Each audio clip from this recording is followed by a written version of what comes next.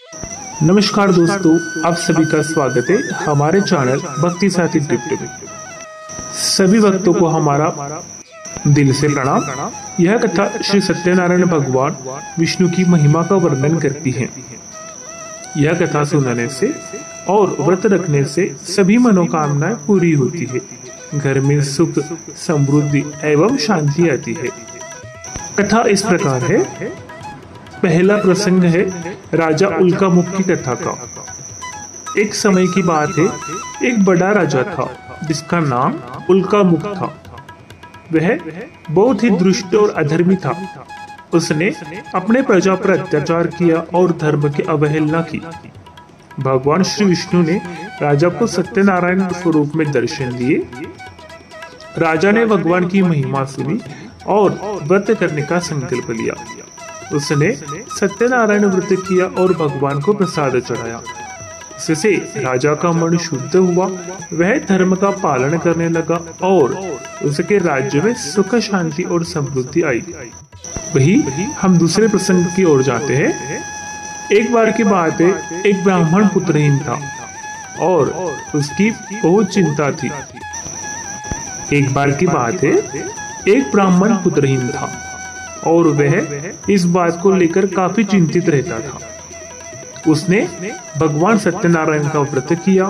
भगवान की कृपा से उसे प्राप्त हुआ पुत्र रत्न और उसके घर में खुशियां ही खुशियां आई। ब्राह्मण ने भगवान को धन्यवाद किया और व्रत की महिमा गाई। यही अगर हम तीसरे प्रसंग की ओर जाते हैं, एक व्यापारी था जिसने व्यापार घाटे में चल रहा था। उसने एक बार भगवान सत्यनारायण का व्रत करने का निश्चय लिया। व्रत पूरा कर उसने भगवान को प्रसाद अर्पित किया। उसके बाद उसका व्यापार लाभ में चलने लगा और वह बहुत समृद्ध हुआ। चौथा प्रसंग इस प्रकार है। एक दासी थी जो अपने स्वामी के घर सेवा करती थी। वह काफी गरीब थी और दुखी भी थी। उसने श्री भगवान सत्यनारायण जी की पूजा की और व्रत रखा। भगवान की कृपा से वे दासी खुशहाल हो गई और उसे सभी लोग सम्मान देने लगे। पांचवा प्रसंग हम देखते हैं। एक महिला थी जिसने अपने पति की लंबी आयु और स्वास्थ्य के लिए सत्यनारायण व्रत किया। उसके पति की सेहत ठीक हो गई और वे लंबे समय तक स्वस्थ और सुखी जीवन बिताने लगे। सत्यनारायण व्रत करने से सभी कष्ट दूर होते हैं और भक्तों के जीवन में समृद्धि, सुख और शांति आती है। इस व्रत के फल स्वरूप भगवान विष्णु की विशेष कृपा प्राप्त होती है। पूजा विधि संक्षेप में हम समझ लेते हैं।